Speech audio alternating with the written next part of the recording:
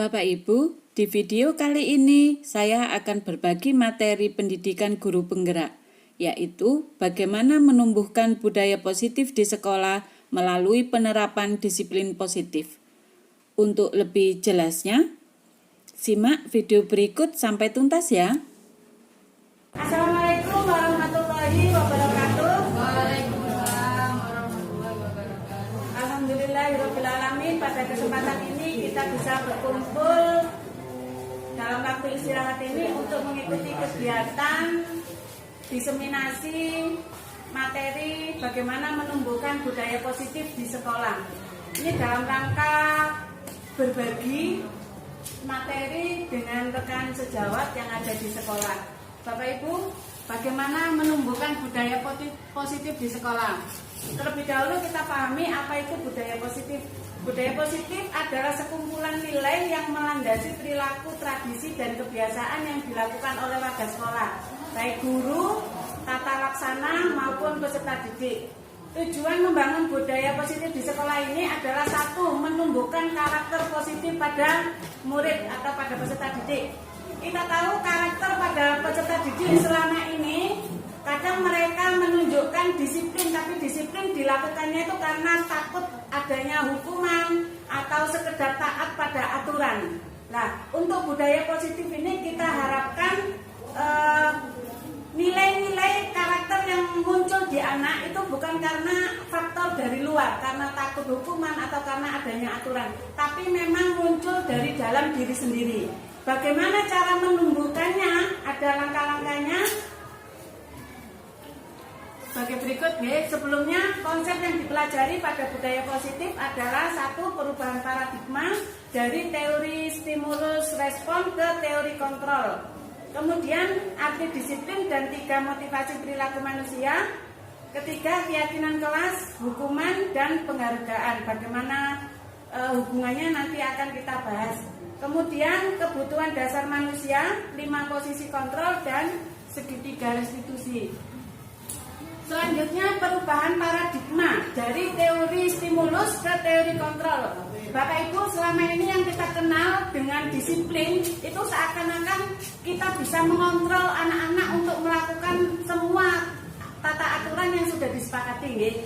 Tetapi dari penelitian atau yang dikemukakan oleh Dr. William Glasser, ternyata ada beberapa miskonsepsi atau ketidakbenaran konsep tentang kontrol itu sendiri, yakni satu, ilusi bahwa guru itu mengontrol murid. Jadi guru bisa mengontrol murid itu adalah sebuah ilusi. Kenyataannya tidak bisa.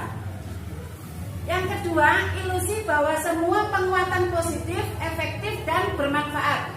Penguatan positif baik yang dilakukan itu semuanya efektif dan bermanfaat, itu juga ilusi. Kemudian ilusi bahwa kritik dan membuat orang merasa bersalah dapat menguatkan karakter. Ini juga termasuk ilusi dalam teori kontrol. Selanjutnya, ilusi bahwa orang dewasa memiliki hak untuk memaksa anak-anak. Itu adalah sebuah ilusi. Kenyataannya tidak seperti itu. Selanjutnya, tergantung pilihan. Kalau Bapak Ibu masih meyakini dan melakukan itu, berarti itu adalah sebuah ilusi. Kalau mau melanjutkan melakukan itu, berarti apa? Berarti mempercayai sebuah ilusi. Kenyataannya itu tidak bisa.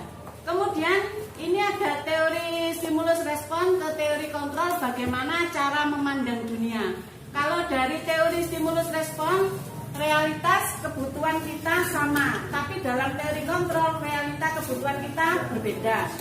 Yang kedua, semua orang melihat hal yang sama, tapi kalau teori kontrol setiap orang memiliki gambaran yang berbeda. Kemudian kita mencoba mengubah orang agar berpandangan sama dengan kita. Dalam teori kontrol kita berusaha memahami pandangan orang lain tentang dunia. Kemudian dalam stimulus respon, perilaku buruk dilihat sebagai suatu kesalahan. Tapi kalau di teori kontrol, semua perilaku memiliki tujuan. Kemudian orang lain bisa mengontrol saya. Itu kalau di stimulus respon. Tapi kalau di teori kontrol, Hanya Anda yang bisa mengontrol diri Anda. Kemudian saya bisa mengontrol orang lain. Kalau di teori kontrol, Anda tidak bisa mengontrol orang lain. Kemudian pemaksaan ada pada saat bujukan gagal, itu stimulus respon. Tapi pada teori kontrol, kolaborasi dan konsensus menciptakan pilihan-pilihan baru. Selanjutnya model berpikir menang kalah kalau pada stimulus respon. Tapi kalau pada teori kontrol, model berpikir menang-menang atau win-win solution. Selanjutnya Bapak Ibu, disiplin positif dan perilaku manusia. Disiplin positif tadi ya, untuk menumbuhkan budaya positif di sekolah, salah satunya dengan melakukan disiplin positif. Kalau di bahasa Latin, disiplin itu artinya belajar, bukan menjalankan peraturan ya, bukan mematuhi peraturan, tapi disiplin itu belajar. Jadi disiplin positif adalah belajar bagaimana disiplin diri yang memiliki motivasi internal, motivasi yang tumbuh dari dalam diri. Nah, motivasi tersebut dipengaruhi oleh 3 hal. 1, untuk tiga motivasi perilaku manusia. 1, untuk menghindari ketidaknyamanan atau hukuman. Yang kedua, untuk mendapatkan imbalan atau penghargaan dari orang lain. Yang ketiga, untuk menjadi orang yang mereka inginkan dan menghargai diri sendiri dengan nilai-nilai yang mereka percaya. Jadi motivasi yang nantinya bisa menimbulkan intrinsik, muncul dari dalam, itu yang ketiga. Terus bagaimana bisa menciptakan atau memulai disiplin positif tersebut Bapak Ibu, atau budaya positif? Dengan cara membuat keyakinan kelas. Jadi nanti di awal tahun ajaran baru, di awal pertemuan, itu kalau saya biasanya itu membuat kesepakatan kelas, tapi di revisi di situ dinyatakan sebagai keyakinan kelas. Keyakinan kelas itu apa? Yaitu nilai-nilai kebajikan atau prinsip universal yang disepakati bersama warga kelas secara universal, lepas dari latar belakang suku, negara, agama maupun bahasa. Jadi nanti diusahakan di awal pertemuan di semua kelas, wali kelas membuat bukan kesepakatan kelas, tapi lebih dalam lagi maknanya, yakni keyakinan kelas. Nah, contohnya seperti ini.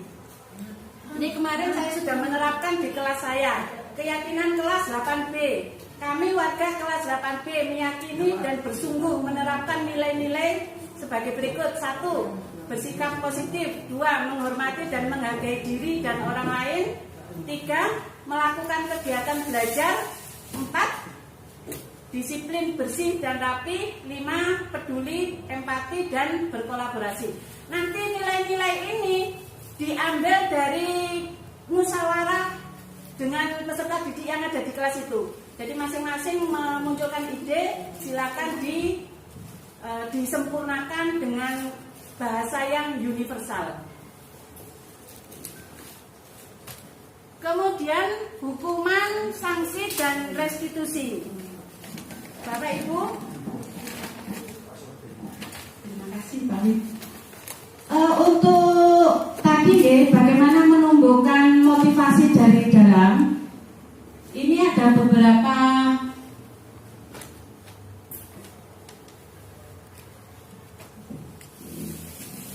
sudah saya fotokopikan, boleh Bapak Ibu ambil. Mohon maaf Bapak Ibu, ini gabungan dari beberapa teori.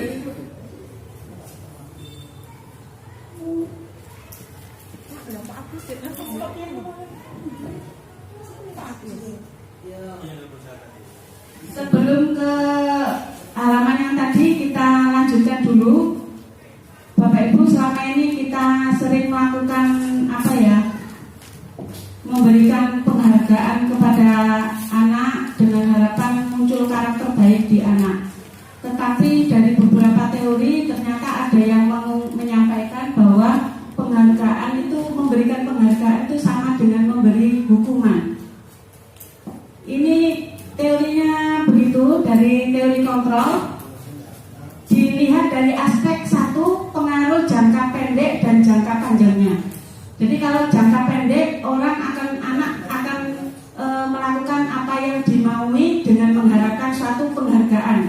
Nah, kalau tidak ada penghargaan, maka jangka panjang dia tidak akan melakukan perbuatan tersebut. Nah, ini berarti penghargaan itu sama dengan hukuman. Selanjutnya, penghargaan itu tidak efektif. Penghargaan merusak hubungan. Untuk yang mendapatkan penghargaan pada saat itu dia merasa termotivasi, tapi bagi yang tidak mendapatkan penghargaan itu seakan-akan menjadi hukuman.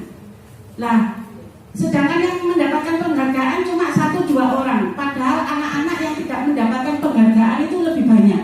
Berarti kita lebih banyak menghukumnya daripada menghargai anak tersebut. Nah, yang di ke depan itu semua anak itu bisa terlayani, tidak hanya 1-2 anak.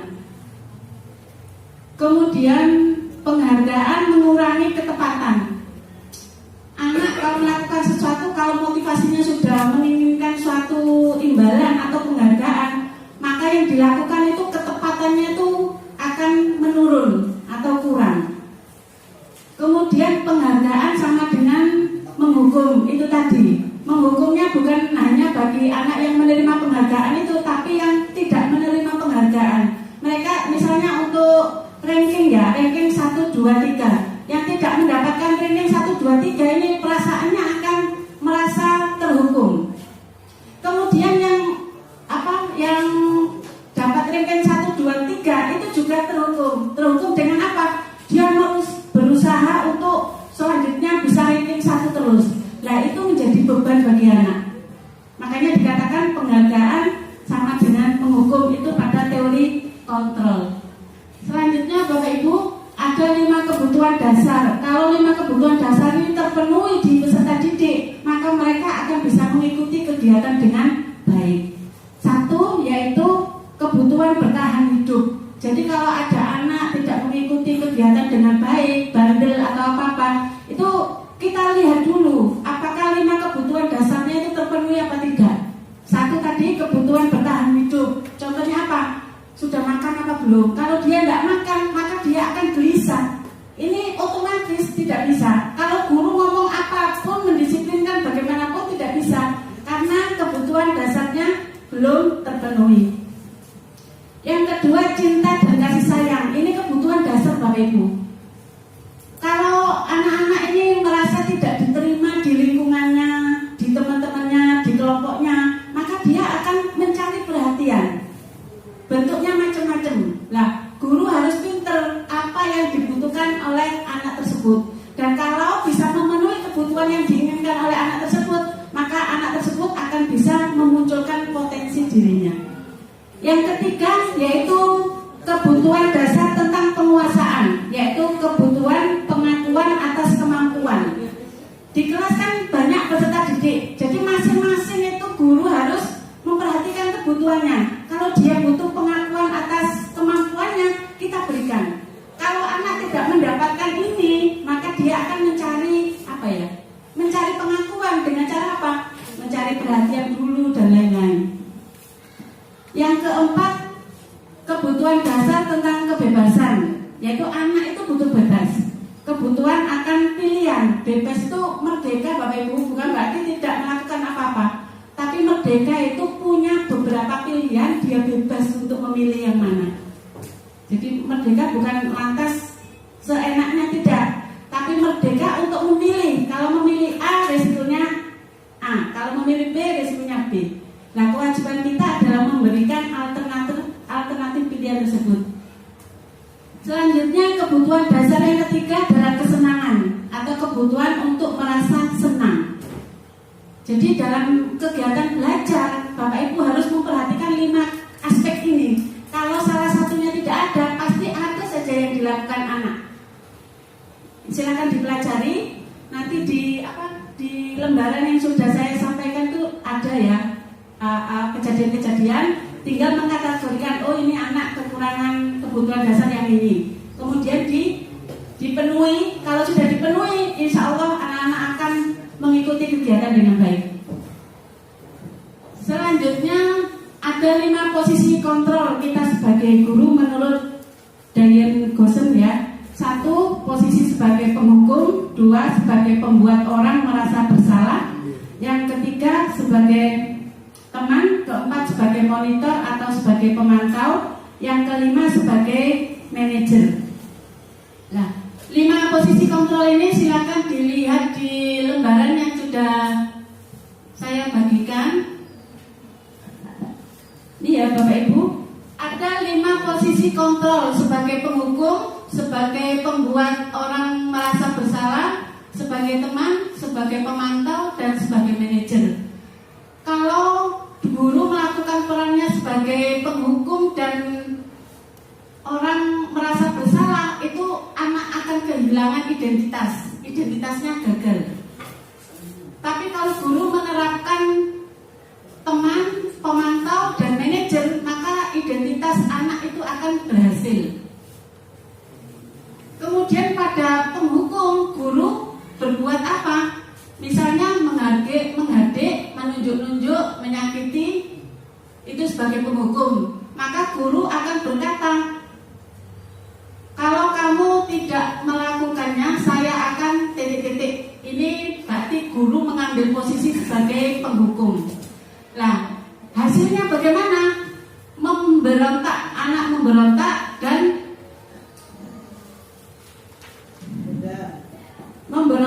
pendendam dan menyalahkan orang lain. Itu kalau guru mengambil posisi penghukum. Kalau guru mengambil posisi pembuat orang merasa bersalah, guru berceramah, menunjukkan kekecewaan yang mendalam. Guru berkata, kamu sudah mengecewakan Bapak Ibu. Itu kalau guru mengambil posisi sebagai pembuat orang bersalah. Hasilnya atau karakter pada anak akan menyembunyikan atau menyangkal atau berbohong.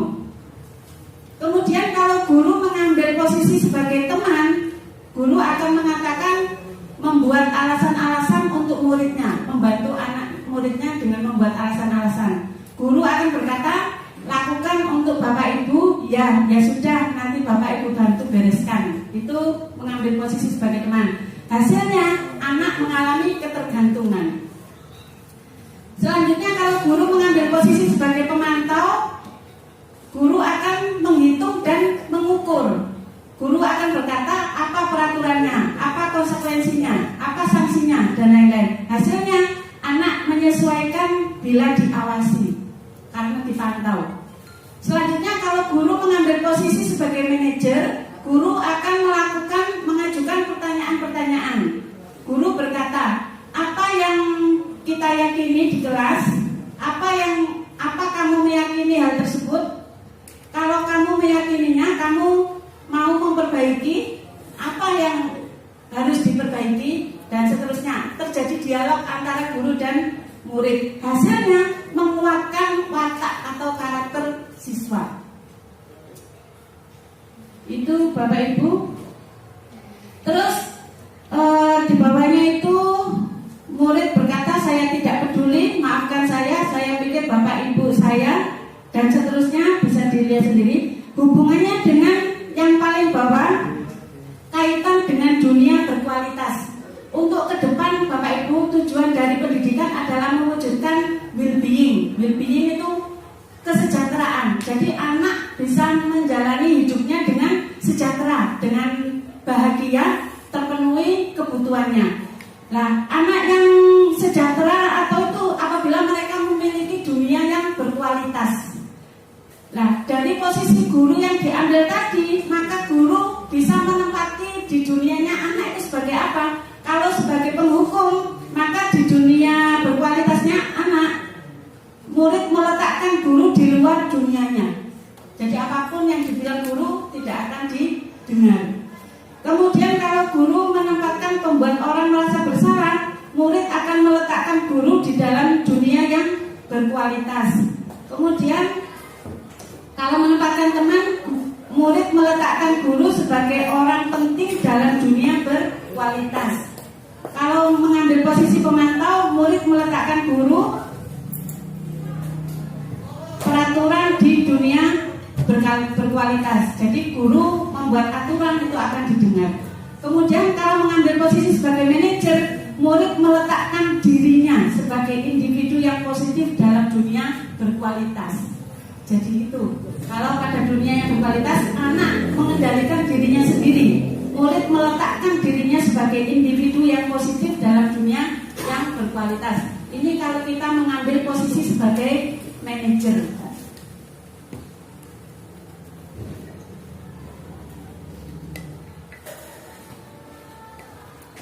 Terus Bapak Ibu bagaimana bisa menumbuhkan budaya positif tersebut?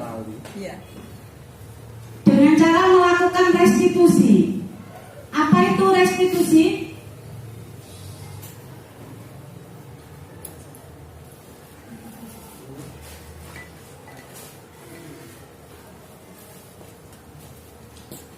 Restitusi adalah proses menciptakan kondisi bagi murid untuk memperbaiki kesalahan mereka, sehingga mereka bisa kembali pada kelompok mereka dengan karakter yang lebih kuat.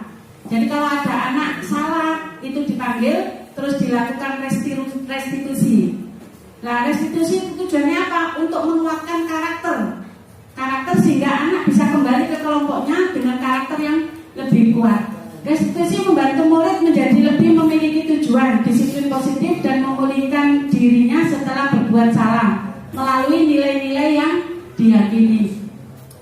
Ciri-ciri restitusi: 1. Restitusi bukan untuk menebus kesalahan, namun untuk belajar dari kesalahan. Restitusi memperbaiki hubungan. Restitusi menuntun untuk melihat ke dalam diri. Restitusi mencari kebutuhan dasar yang mendasari tindakan. Restitusi diri adalah cara yang paling baik. Restitusi fokus pada restitusi itu menguatkan, bukan melemahkan. Restitusi fokus pada solusi. Restitusi mengembalikan murid yang berbuat salah ke kelompoknya. Itu ciri-ciri dari restitusi. Kemudian bagaimana mengaplikasikannya? Ada 3 langkah dalam tahapan segitiga restitusi, Bapak Ibu. Ya, ini kalau kita melakukan restitusi pada anak, ada 3 langkah ini. 1. Menstabilkan identitas. Yang kedua, validasi tindakan. Yang ketiga, menanyakan keyakinan kelas, menghubungkan dengan keyakinan kelas. Dalam teori kontrol, langkah pertama itu diawali dengan memberikan penstabilan identitas pada anak. Kita semua akan melakukan hal terbaik yang bisa kita lakukan. Kemudian validasinya, semua perilaku memiliki alasan. Yang ketiga, kita semua memiliki motivasi internal. Bapak Ibu, ini yang pertama tadi menstabilkan identitas.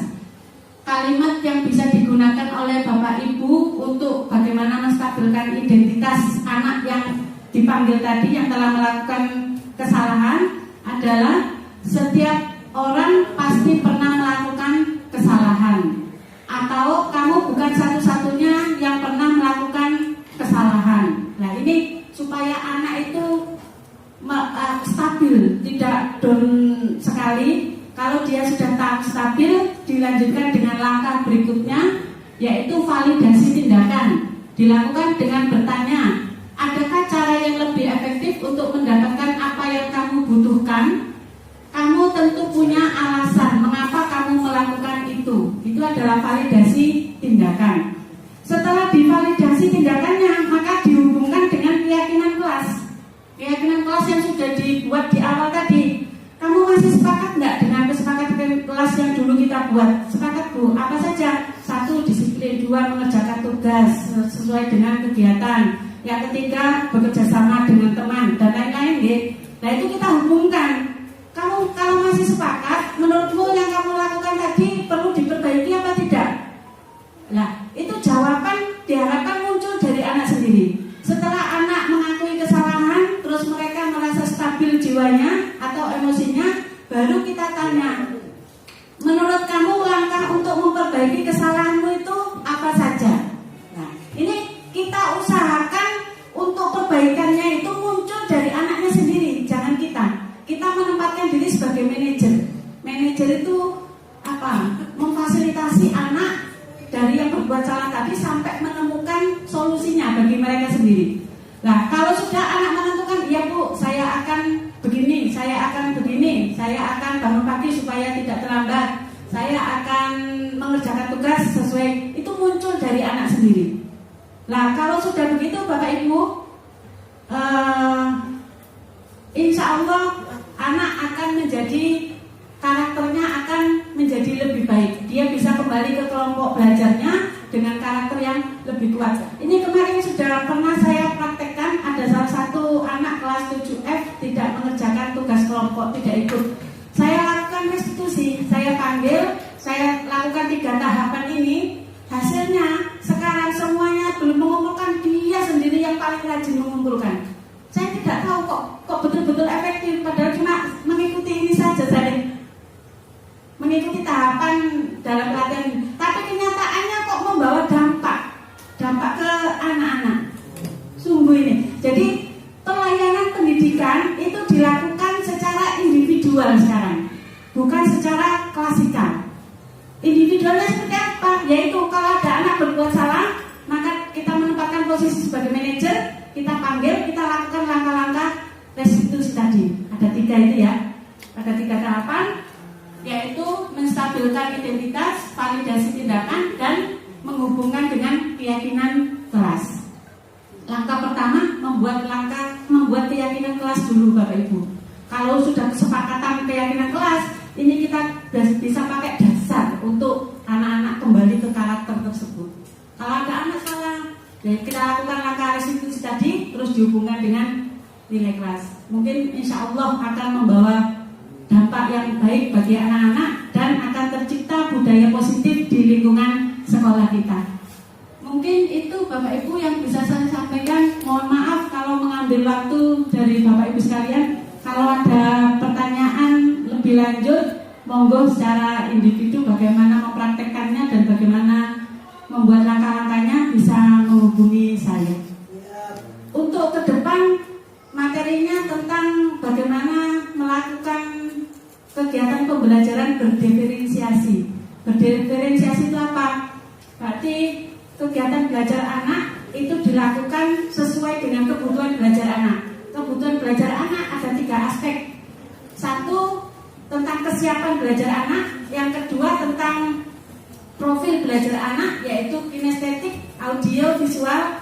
Kalau kesiapan belajar anak itu Bapak Ibu bisa menggolongkan terserah deh. Ada 2, ada 3 boleh. Siap, belum siap, sedang.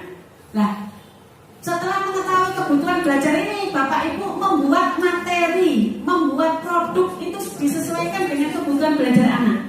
Itu akan kita lakukan untuk 1 bulan ke depan. Mungkin nanti kalau saya sudah mempraktekkannya, bisa kita diseminasikan lagi, Bapak Ibu. Mohon maaf kalau mengambil waktu istirahatnya.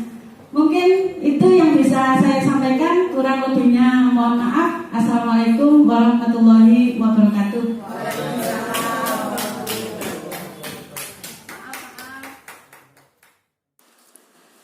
Bapak Ibu, semoga pemaparan materi tentang bagaimana menumbuhkan budaya positif di sekolah tersebut bisa membawa manfaat ya. Terima kasih telah menyimak sampai akhir. Bye.